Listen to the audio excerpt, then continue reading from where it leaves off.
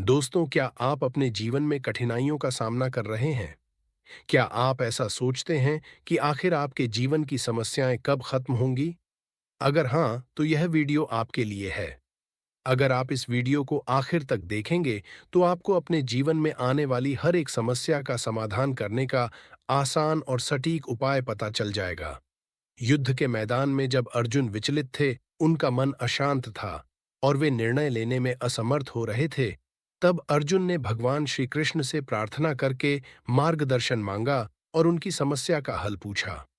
तब भगवान श्री कृष्ण ने अर्जुन को एक बहुत ही कीमती सीख और जीवन जीने की कला बताई।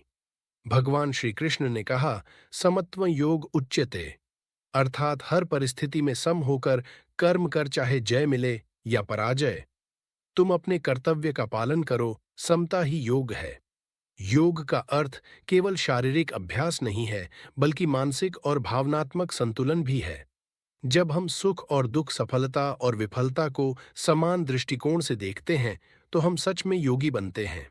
समत्वम योग हमें सिखाता है कि जीवन के प्रत्येक अनुभव को समान रूप से स्वीकार करना चाहिए। यही भगवान श्री कृष्ण की सीख भी है और गीता में अर्जुन को दिया गया उनका मार्गदर्शन भी। हमें जीवन की हर स्थिति को एक समान दृष्टिकोण से देखना चाहिए और भयंकर से भयंकर कठिनाई में भी शांत रखकर उसका समाधान ढूंढना चाहिए। जब हम सुख में बहुत अधिक उत्तेजित हो जाते हैं या दुख में बहुत अधिक परेशान हो जाते हैं, तो हम अपने मानसिक संतुलन को खो देते हैं। समत्वम योग हमें सिखाता है कि इन दोनों अवस्थाओं को समान दृष्टिकोण से देखना चाहिए। इससे हम अपने मानसिक और भावनात्मक स्वास्थ्य को बनाए रख सकते हैं। आज के समय में जब जीवन की दौड़ और प्रतिस्पर्धा बहुत तीव्र हो गई है, तो भगवान श्री कृष्ण की समत्वम योग की शिक्षा और भी महत्वपूर्ण हो जाती है। हर कोई अपनी जीवन की समस्याओं से जूझ रहा है और हम अक्सर इन समस्याओं को एक स्थायी स्थिति मान लेते हैं। पर समत्वन योग का अभ्यास हमें सिखाता है कि हमें अपनी समस्याओं को अस्थायी रूप में देखना चाहिए। जब आप एक परीक्षा में अच्छे अंक नहीं ला पाते या किसी परियोजना में असफल हो जाते हैं, तो इसे एक अस्थायी स्थिति मानें। यह स्थिति स्थायी नहीं है और इसमें सुधार संभव है। भगवान श्री कृष्ण बताते हैं कि जब किसी मुश्किल में हो, तो अपने मन को याद दिलाओ कि ये भी गुजर जाएगा। जैसे बचपन की बुद्धि बदल गई, कठिन से कठिन परेशानी भी समय के साथ गुजर गया, वैसे ही ये मुसीबत भी गुजर ही जाएगी। सब्र रखिए और हिम्मत बनाए रखिए, क्योंकि कोई भी स्थिति यहाँ स्थायी नहीं है। इस दृष्टिकोण को अपनाने से हमें मानसिक शांति मिलती है। हम अपनी समस्याओं को एक चुनौती के रूप में देख सकते हैं, उनका हल निकाल सकते हैं और उनका सामना करने के लिए सकारात्मक दृष्टिकोण बनाए रख सकते हैं। समत्वम योग का महत्व तब और भी स्पष्ट होता है जब हम अपनी व्यक्तिगत समस्याओं को समझते हैं। जैसे कि आजकल के तनावपूर्ण जीवन में, जहां हर व्यक्ति एक भयंकर प्रतिस्पर्धा का सामना कर रहा है, समत्व योग हमें सिखाता है कि हमें अपनी समस्याओं को अस्थायी मानकर उनके प्रति एक स्थिर दृष्टिकोण अपनाना चाहिए। एक बार की बात है, अजय नाम का एक युवक एक छोटे शहर में रहता था। अजय बड़े सपने लेकर एक बड़े महानगर में आया था। उसकी आंखों में अपने परिवार को एक बेहतर जीवन देने की ख्वाहिश थी।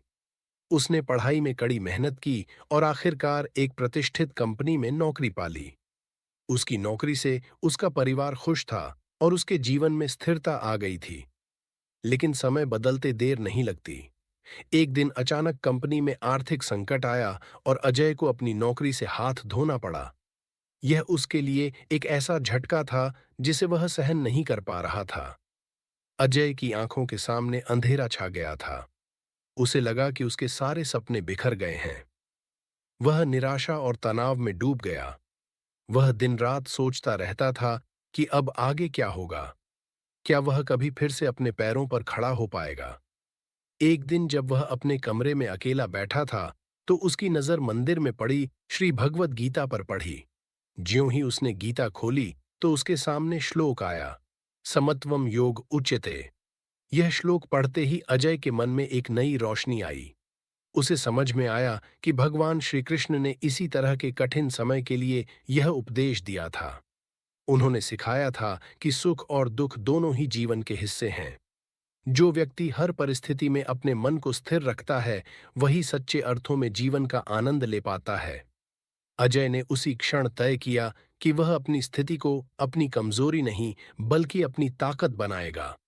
उसने अपने कौशल को निखारने के लिए नए कोर्सेज किए, अपने संपर्कों को मजबूत किया और अपने अंदर आत्मविश्वास जगाया। कुछ महीनों बाद अजय को एक और बेहतर नौकरी मिली। उसने न केवल अपनी स्थिति से उभरने का साहस दिखाया, बल्कि वह अपने परिवार के लिए एक मजबूत स्तंभ बनकर उभरा। आज अजय अपने जीवन के इस कठिन दौर को अपनी सबसे बड़ी सीख मानता है। समत्वम योग का अभ्यास करने से आप कठिन स्थिति को भी एक अस्थायी अवस्था के रूप में देख पाएंगे, जो आपको आगे बढ़ने और नए अवसरों की तलाश में प्रेरित करेगा। इसी प्रकार, यदि आप किसी व्यक्तिगत संकट का सामना कर रहे हैं, जैसे रिश्तों में समस्याएं या स्वास्थ्य संबंधी मुद्दे, तो समत्वम योग आपको इन कठिनाइयों को एक अस्थायी अवस्था के रूप में देखने में मदद करेगा। यह दृष्टिकोण न केवल आपको मानसिक शांति देगा, बल्कि आपको समस्याओं से निपटने की शक्ति भी प्रदान करेगा। आपकी समस्याएं और कठिनाइयां आपके जीवन का हिस्सा हैं, लेकिन वे आपके जीवन की पूरी पहचान नहीं हैं। समता का अभ्यास करने से आप अपने जीवन को एक नई दृष्टि से देख सकते हैं और हर स्थिति में अपने मानसिक और भावनात्मक स्वास्थ्य को बनाए रख सकते हैं। दोस्तों, जब आप जीवन की कठिनाइयों और सुखों को समान दृष्टिकोण से देखते हैं, तो आपके मन को शांति मिलती है। इस तरह आप तनाव और चिंता को कम कर सकते हैं और अपने मानसिक स्वास्थ्य को भी बेहतर बना सकते हैं। इससे आप अपने निर्णयों में भी अधिक स्थिरता और स्पष्टता प्राप्त कर सकते हैं। जब आप कठिनाइयों को एक चुनौती के रूप में देखते हैं और उन्हें पार करने के लिए प्रेरित रहते हैं, तब आप अपने मन को और भी अधिक शक्तिशाली बनाते हैं और अपना आत्मविश्वास भी सबल करते हैं।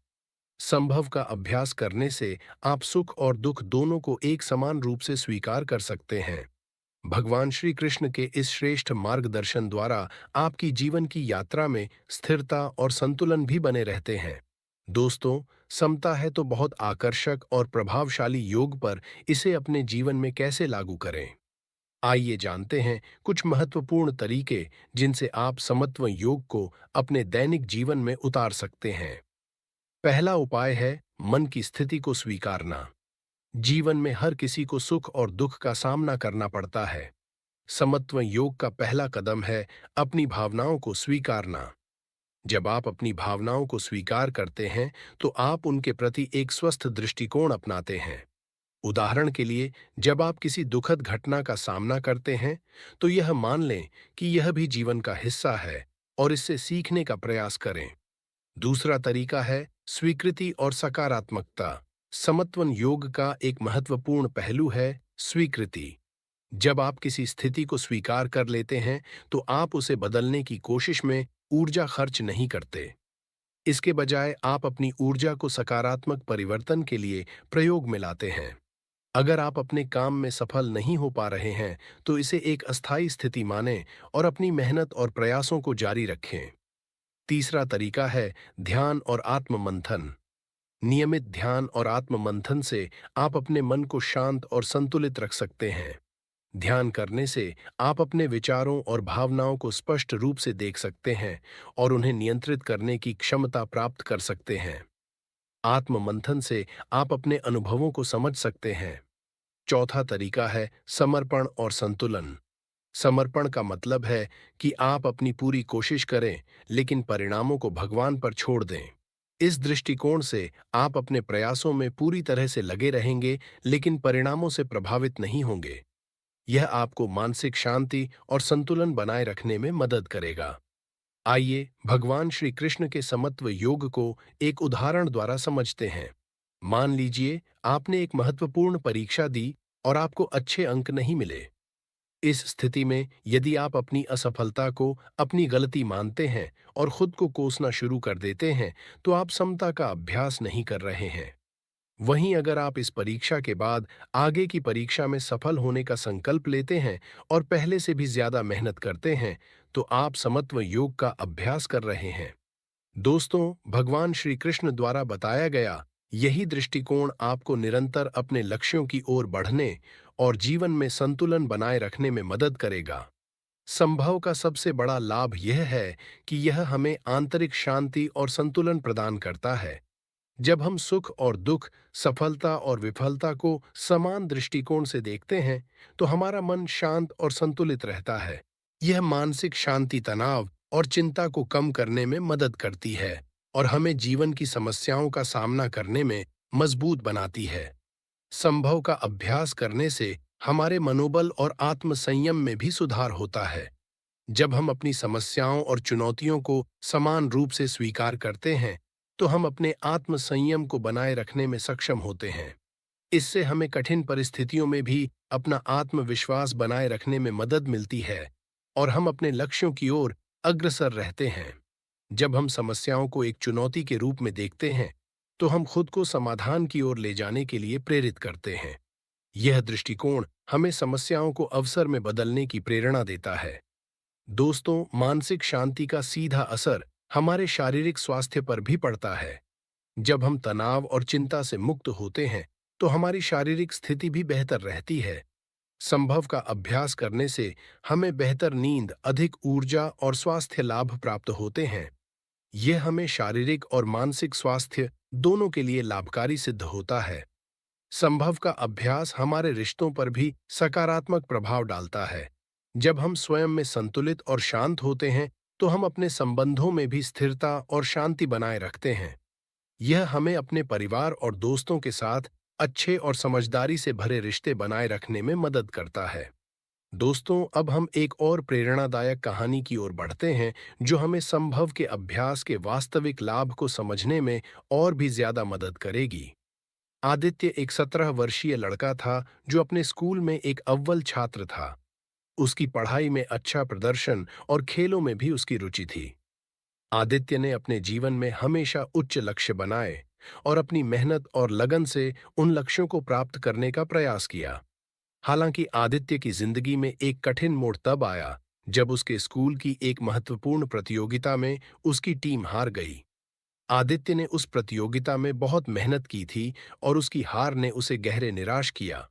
उसने सोचा कि उसकी मेहनत और प्रयास बेकार गए हैं और वह खुद को असफल मानने लगा। एक दिन आदित्य ने अपने गुरुजी से बात की, जिन्होंने उसे भगवान श्री कृष्ण के उपदेशों को समझाने के लिए प्रेरित किया। गुरु ने आदित्य को समत्वम योग का महत्व बताया और कहा कि जीवन में सुख और दुख का आना जाना लगा रहता है।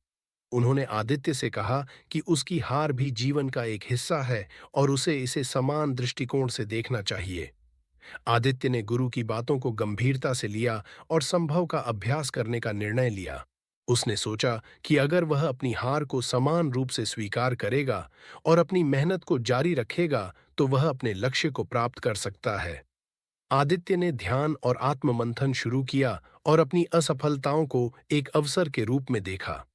संभव के अभ्यास से आदित्य ने महसूस किया कि उसकी मानसिक स्थिति में सुधार हुआ और वह अपने काम और पढ़ाई में अधिक प्रेरित महसूस करने लगा। उसने अपनी असफलताओं से सीखने की कोशिश की और नई ऊर्जा के साथ अपने लक्ष्यों की ओर बढ़ने लगा। जहां जीतने वाली टीम ने अपनी मेहनत कम कर दी थी, वहीं आदित्य और उसकी टीम ने पहले से भी ज्यादा मेहनत इस बार के लिए की थी। मैच में आदित्य और टीम जीत गए और आदित्य ने अपनी जीत का सारा श्रेय अपने गुरुजी को दिया।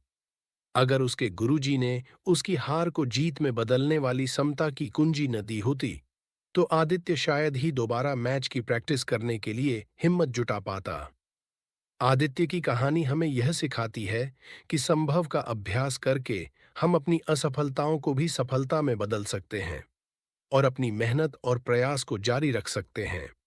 यह हमें मानसिक शांति और आत्मविश्वास प्रदान करता है, जिससे हम अपने लक्ष्यों को प्राप्त करने में आखिरकार सफल हो ही जाते हैं। दोस्तों, जीवन में सुख और दुख दोनों ही अनिवार्य हैं। यह सब कुछ अस्थायी है और जो हम आज महसूस कर रहे हैं, वह कल बीत जाएगा, क्योंकि प्रकृति का अकाट्य नियम है कि जो आता है वो जाता ही है।